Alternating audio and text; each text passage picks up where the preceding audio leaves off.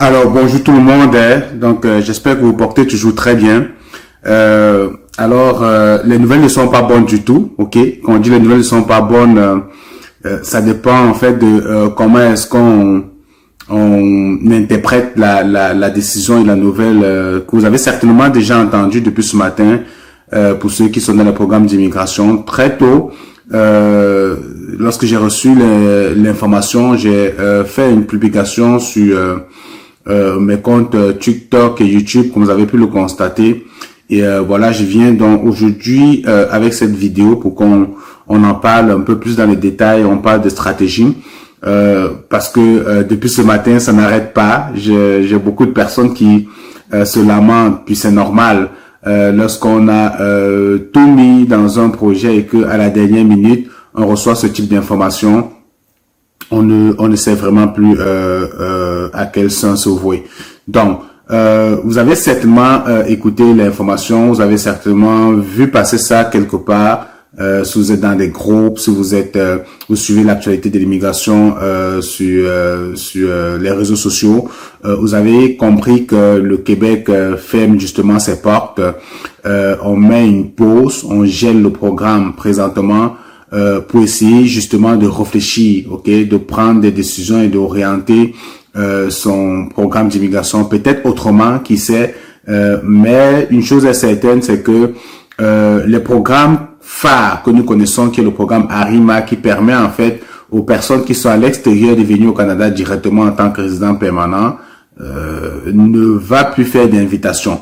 Et ceux qui suivent justement les tirages ARIMA, vous avez constaté depuis pratiquement un mois, une semaine. Le dernier tirage date de 19 septembre.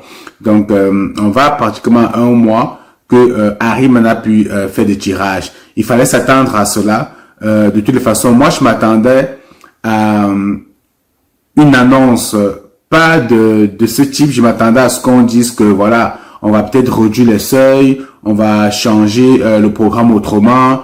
Déjà qu'il y a un programme il y a un changement qui était annoncé à la fin du mois de novembre, comme je vous ai partagé la semaine dernière dans une vidéo, avec le programme de sélection, ok, le programme de sélection des travailleurs qualifiés qui devait voir le jour et on devait avoir des volets 1, 2, 3. Donc ça, ce n'est plus d'actualité parce que là, on arrête tout.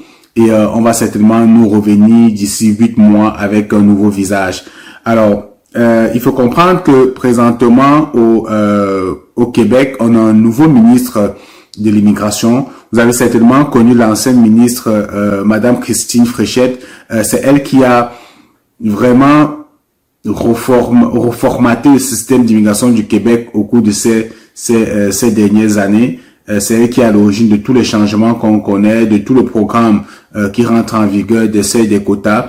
Mais on a un nouveau ministre qui est arrivé, ça fait à peine, je crois, 2 mois, qui a pris le poste du ministère de l'immigration au Québec.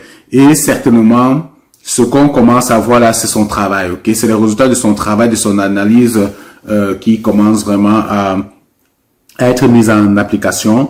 Et il faut également souligner le fait que le Québec aussi a une grosse pression, une énorme pression. Il y a des élections qui arrivent bientôt en 2025. Vous savez que les questions d'immigration au Québec sont des enjeux vraiment très politiques. Il faut faire très attention. C'est sensible la question d'immigration. Et vous savez, un parti politique, il faut aller obtenir des voix électorales. Et puis, il faut justement aller toucher la sensibilité de la population pour arracher quelques votes. Donc, les sondages aujourd'hui sont beaucoup plus en la faveur d'un parti qui se positionne très bien et c'est un parti qui émet beaucoup de restrictions et de réserves au niveau de l'immigration. Il faut dire que il y a quand même un impact au Québec, ok? C'est-à-dire autant pour nous autres qui vivons ici, même si nous sommes immigrants, on comprend que il faut justement revoir l'immigration. Il faut repenser l'immigration. Il y a peut-être beaucoup d'erreurs qui ont été faites. Les choses ne sont plus comme auparavant où on a peut-être fait entrer beaucoup trop de monde au Québec et au Canada en général. Et il était effectivement venu, bien il est vraiment opportun de prendre un temps de réflexion, d'analyse et de revoir la direction, ok? Ça ne sert à rien pour vous autres qui êtes encore au pays de venir et d'avoir l'impression qu'on vous a vendu un rêve qui n'est pas réaliste, ok, parce que c'est le sentiment que beaucoup d'immigrants ont présentement, ok, des gens qui arrivent, qui ont du mal à trouver du travail, qui ne peuvent pas payer une chambre parce que ça coûte trop cher, ne peuvent pas payer un loyer, et c'est difficile. Donc, je pense que c'est une bonne idée, justement, finalement, de mettre une petite pause, même si ce n'est pas ce qui était souhaité, même si c'est pas ce qui est attendu, mais finalement, on fait avec, comme on dit. Et la bonne nouvelle, c'est que l'immigration ne ferme pas. On ferme les portes temporairement le temps de faire des travaux, ok? Prenez ça comme quelqu'un qui a sa maison, puis il y a comment on appelle ça? Il y a des fuites d'eau, ok, dans la maison, où il y a une petite inondation dans la maison. Et là, on a besoin d'arrêter tout, de fermer tous les compteurs, fermer toutes les lumières et de refaire les travaux. Et on va certainement refaire un aménagement et on va se reparler d'ici peut-être 8 mois. Donc ça, c'est le discours du Québec, ok. Et il y a également justement le plan d'immigration qui a été déposé ce matin par le ministre en question, qui prévoit des seuils de 64 à 65 000 résidents permanents en 2025. Donc ça, c'est connu. Ce qu'on nous dit, c'est que oui, on met une pause présentement, mais on sait déjà combien d'immigrants on va sélectionner en 2025. Ça sera entre 67 000 et 65 000. Donc ça, c'est le plan. Il faut comprendre que ce n'est pas la seule information parce que au courant de la semaine aussi, il y a le ministre fédéral, le premier ministre du Canada, on va dire comme ça, Justin Trudeau, qui a annoncé aussi des baisses drastiques de ses projections d'immigration au Canada en général. Ok, on s'attendait, il y avait déjà un plan triennal qui était rentré en vigueur qui positionnait les seuils d'immigration autour de 500 000 immigrants pour 2024, 2025, 2026. Ça, c'était connu. Ok, mais la semaine dernière, le premier ministre a dit non, on va réduire ces seuils de 20%. Ok, on va descendre autour de 300 000 parce que toujours justement, il faut revoir, freiner justement cette inflation-là, ok, la cherté de la vie, le coût de la vie, et parce que il y a une relation quand même entre le coût de la vie, la qualité de la vie présentement au Canada et le trop grand nombre d'immigrants qui sont entrés. Donc, on n'a pas eu le temps de préparer le terrain, de vraiment préparer l'accueil de ces multiples immigrants-là qui devraient arriver, ok, et finalement, on se dit c'est peut-être le bon moment, ok, c'est peut-être le bon moment, il se fait jamais un tard, donc on met une pause à cela. Donc l'information, la nouvelle que je l'ai te dit, c'est quoi aujourd'hui, c'est que l'immigration canadienne ne s'est pas arrêtée, ok. On réduit les seuils, ok. Et il faut comprendre que le seuil actuel de 300 000 par exemple d'immigration de résidents permanents dans le Canada en général, c'est les seuils qu'on avait déjà auparavant. C'est les seuils qu'on avait, ou bien ça dépasse même des seuils qu'on avait dans les années 2019, 2020, ok, 2018, 2017. Donc, on est en train de retourner vraiment vers ces seuils-là, ok. Donc, comme je l'ai déjà dit dans ma précédente vidéo, ça doit donc devenir beaucoup plus difficile pour des personnes d'aller chercher une sélection parce que qu'est-ce qui va se passer? La plupart des gens vont se concentrer vers le programme Entrée Express, ok? Harry m'a mis une pause, mais il faut comprendre que au Canada, il n'y a pas que le programme d'immigration du Québec, il y a également le programme Entrée Express, le programme fédéral et également le programme des provinces. C'est vrai que le programme des provinces, je n'en parle pas beaucoup parce que des fois, les exigences de ces programmes-là sont au-delà des capacités de beaucoup de personnes, ok?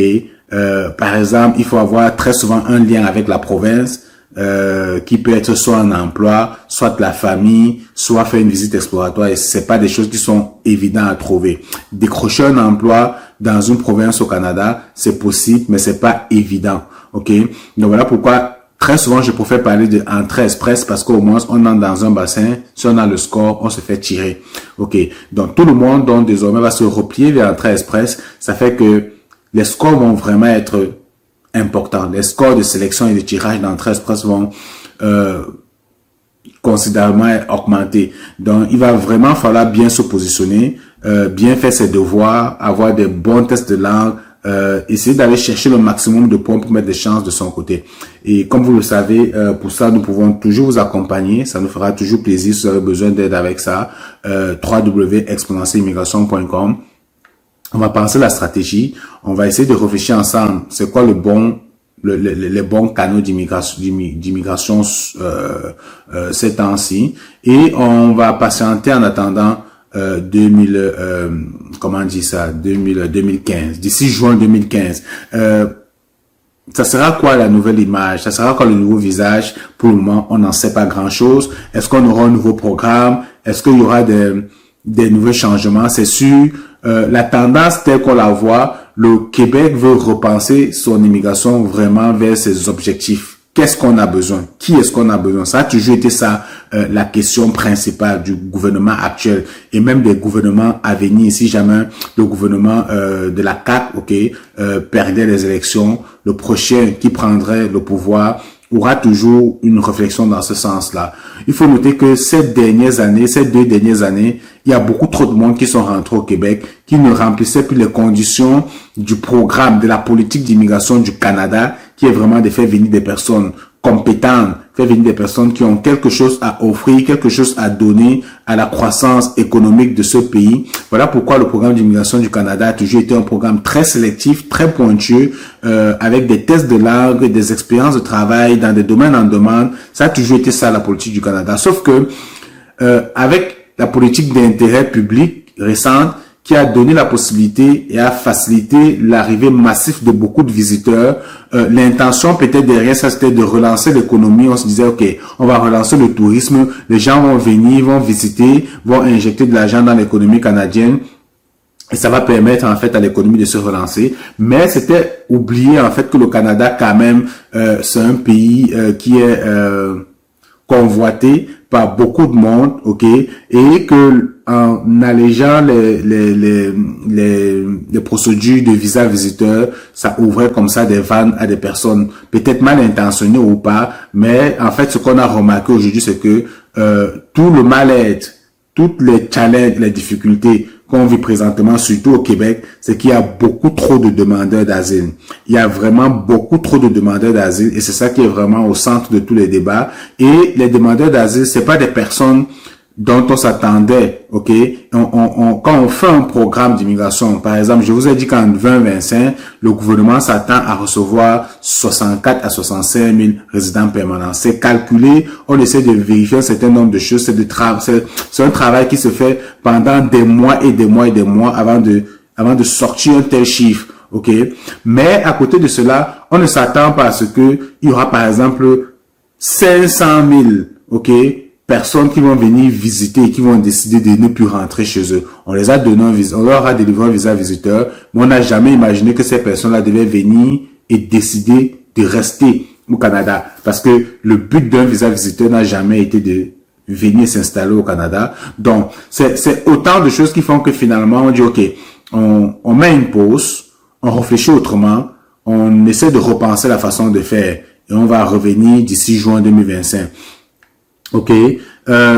Mais de ce qu'on peut comprendre, c'est que, et de ce qui est dit par le ministre actuel, c'est que on va également penser beaucoup plus les travailleurs étrangers temporaires dans les politiques, dans les seuils de résidents permanents. Il faut comprendre que il y a beaucoup de personnes actuellement au Québec qui sont venues avec des permis, qui occupent déjà des emplois, qui ont déjà des maisons, qui travaillent déjà, qui participent déjà à l'économie, mais il n'y a pas vraiment, c'est pas vraiment bien pensé leur intégration sur le long terme. Donc c'est des gens qui viennent, qui travaillent, après qui rentrent chez eux. En principe, c'est ça le but. Donc il y a des gens qui viennent ici constamment, qui occupent des emplois, après qui retournent chez eux. Entre-temps, on fait venir des résidents permanents constamment.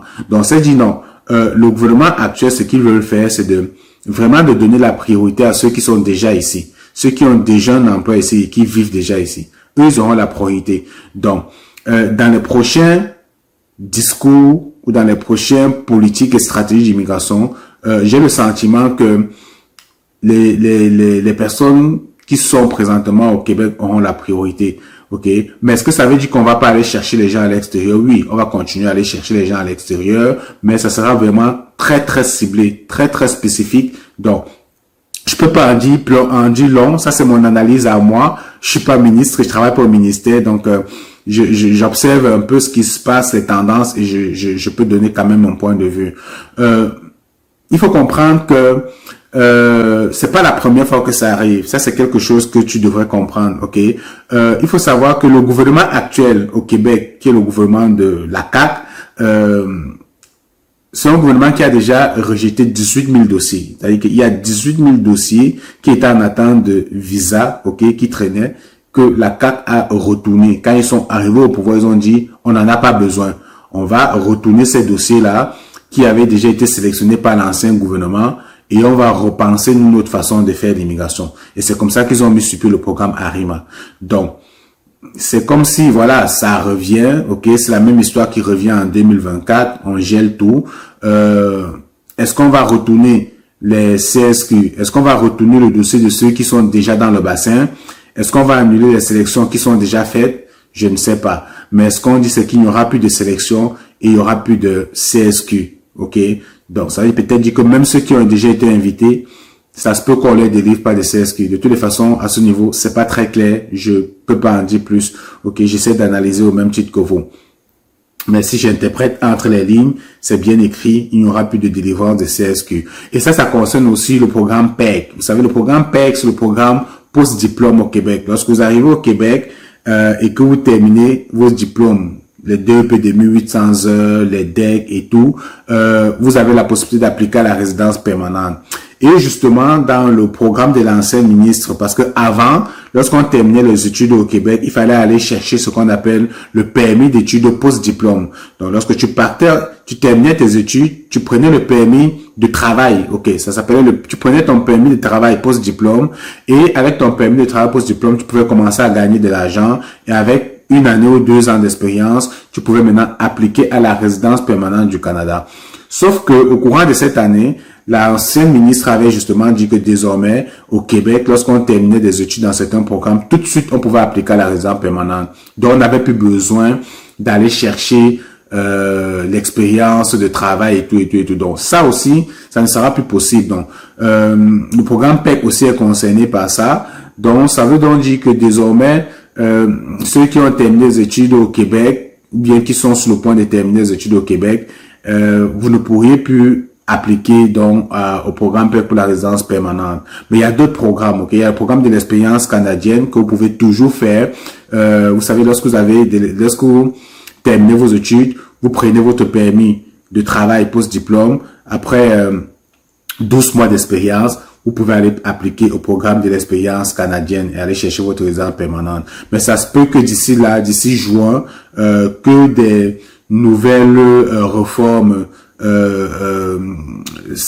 entrent en application et que voilà que on intègre des priorités peut-être à ceux qui sont déjà ici comme étudiants ou bien comme travailleurs. Ça se peut. Je me rappelle également que lorsque le Québec avait fermé autour de 2019 en rejetant les 18 000 dossiers, on voyait quand même des sélections dans ARIMA. ARIMA continuait à sélectionner. On sélectionnait les gens qui avaient une offre d'emploi validée. C'était des tirages ARIMA, généralement, c'était 11 personnes, 12 personnes. Pendant 2 ans, ARIMA faisait des tirages maximum de 60 personnes. Ça tournait autour d'une dizaine de personnes à chaque fois. Ok.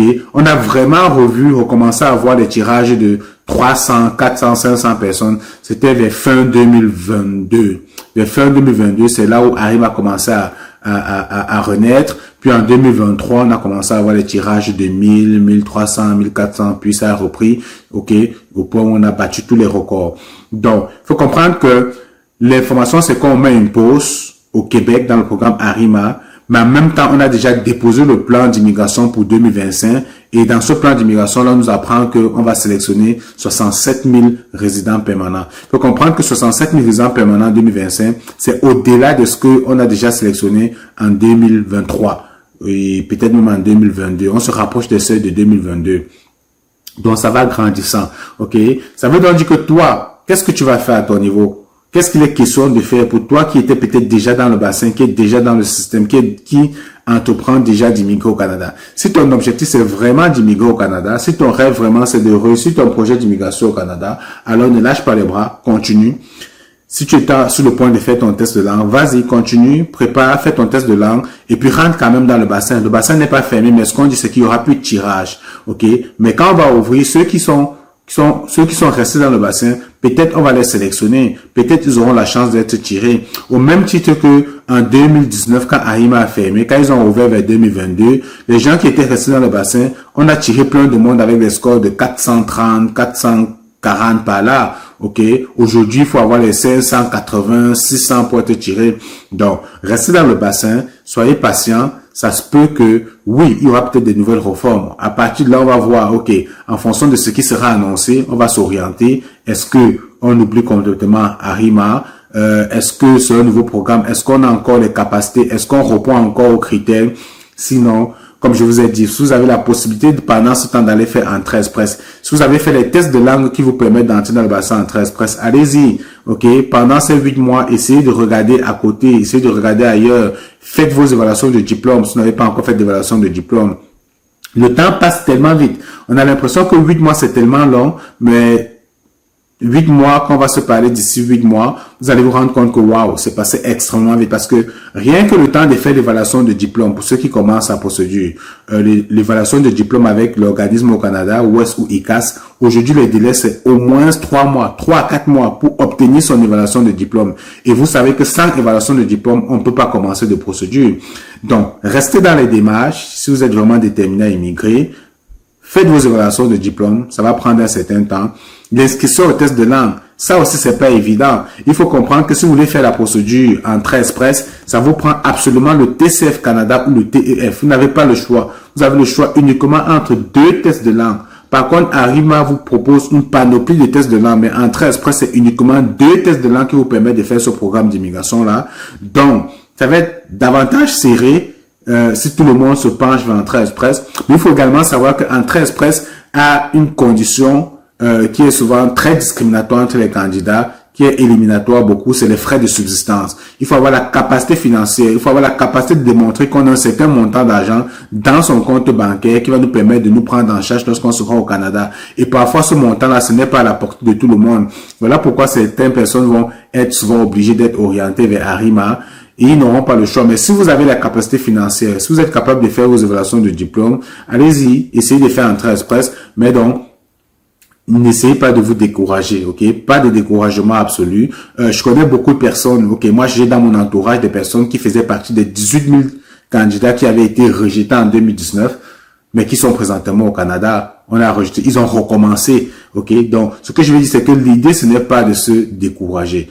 Il faut comprendre que l'enjeu d'immigration, c'est un enjeu politique, c'est un enjeu d'intérêt économique au Canada. Une économie qui se veut croissante, évolutive, a besoin justement d'une population active pour travailler, pour occuper des emplois. Ok, on ne peut pas fermer, c'est un besoin économique, c'est-à-dire que entre fermer des entreprises qui créent de la richesse, ok, parce qu'il n'y a pas de main d'œuvre, parce qu'il n'y a pas de personnes pour travailler, pour occuper des emplois, et faire venir des personnes spécialisées, qualifiées, pour occuper ces emplois-là, alors, il n'y a pas de, je veux dire, le choix est rapidement fait. Ok? Donc, l'immigration sera désormais orientée vers des personnes vraiment qualifiées, vraiment qui ont pris le temps de mettre les chances de leur côté. Donc, toi qui m'écoutes, qui est encore jeune, qui a 21 ans, 22 ans, parce que vous êtes nombreux comme ça qui me parlez souvent, qui veut venir au Canada, mais qui n'a pas le profil parce que tu as eu ton bac technique dans ton pays ou bien ton bac littéraire et tu as décidé d'arrêter les études et tu veux absolument venir au Canada parce que tu connais ta voisine qui n'est pas allée à l'école, qui est arrivée au Canada. Et tu penses que toi aussi tu peux abandonner tes études pour venir au Canada, ça marche pas comme ça ne marchera plus comme ça. Le Canada fait entrer beaucoup de personnes qui n'ont pas le profil, qui ne rentrent pas dans les critères d'immigration du Canada, des personnes qui sont venues en visite au Canada et qui finalement sont restées. Et c'est des personnes qui, pour la plupart, vous ne savez peut-être parce que ces personnes-là vivent présentement ici, mais c'est des personnes qui regrettent amèrement leur choix. Pour la plupart, regrettent pourquoi ils ont pris la décision de venir au Canada avec un visa visiteur parce que c'est pas facile. Quand tu arrives dans un pays où tu n'as aucune condition de travail, de vie, tu peux rien faire, tu es là comme ça, tu es dans la nature, c'est pas intéressant. Donc, essaie de mettre des chances de ton côté. Retourne aux études, va chercher un diplôme, un diplôme académique, un diplôme technique, une BTS, une licence, tu es encore jeune, ok, jusqu'à 35 ans, je pense qu'on a encore de bonnes chances pour faire les procédures d'immigration. Ça veut pas dire qu'à 40 ans, 45 ans, on a tout perdu, mais c'est juste que ça devient très difficile pour vous lorsque vous avez déjà un certain nombre d'années dans votre calendrier. Ça devient challengeant. Mais toi qui es jeune, essaie de mettre des chances de ton côté, essaie de penser ton projet, essaie de penser ton rêve. Pour la petite histoire, je vais vous dire quelque chose et je vais peut-être bientôt faire les vidéos là-dessus parce que on se concentre beaucoup sur les politiques d'immigration canadiennes. Oui, le Canada, c'est une opportunité. Et moi, je connais la motivation que les gens ont à s'intéresser aux politiques d'immigration. Je sais que beaucoup de gens veulent une meilleure qualité de vie, des meilleures conditions de travail pour leur vie.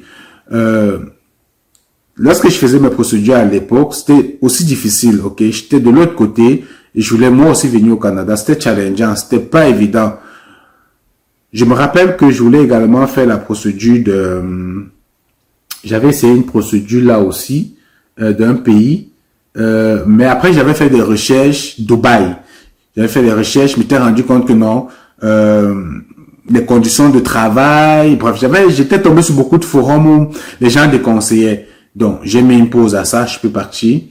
Mais il y avait une politique, il y avait une immigration aussi, un pays qui était l'Australie, dont on n'en parle pas assez, mais qui a également une politique d'immigration très axée, très orientée sur le modèle canadien aussi, qui fait venir des personnes qui ont de l'expérience de travail. Voilà quoi. Il y a l'Allemagne aussi qui a un programme d'immigration très axé, très intéressant aussi. Donc, je te dis pas absolument de te jeter à l'eau et de vouloir absolument sortir de ton pays, de vouloir faire du n'importe quoi. Non, je te parle des programmes d'immigration économique, des programmes qui sont basés sur le modèle canadien, des pays très qui ont de meilleures qualités de vie, de meilleures conditions de vie, des pays qui font venir des personnes qui ont de l'expérience pointueuse dans certains domaines. Il faut passer des tests de langue. Pour la petite histoire, en Australie, si j'avais pas poussé avec l'immigration australienne, c'est parce que mon niveau d'anglais n'était pas très bon. Il fallait avoir vraiment je pense que c'était des 6 ou des 6,5, des 7 ou 4 épreuves d'anglais. Et j'étais pas prêt pour ça. J'avais pas vraiment le niveau qu'il faut pour ça. Mais sinon, je serais allé de ce côté-là. J'aurais regardé de ce côté-là. Donc, c'est pour vous dire, essayez de regarder, ok? Il y a d'autres programmes d'immigration, ok? Mais, comme je vous dis, j'insiste dessus. Je ne suis pas en train de vous dire absolument de quitter votre pays, ok? Soit de prendre l'aventure, comme je vois beaucoup de personnes faire. Non, moi, je parle de faire les procédures en bonne et due forme. Des procédures sélectives, pointeuses pour des personnes qui ont les critères, qui ont le profil, ok? Donc, j'espère que tu vas aimer la vidéo, que tu vas aimer le contenu, et si c'est le cas, like, partage, abonne-toi, et puis on se retrouve dans une prochaine vidéo. Si tu as des questions, laisse-moi savoir en commentaire. Salut!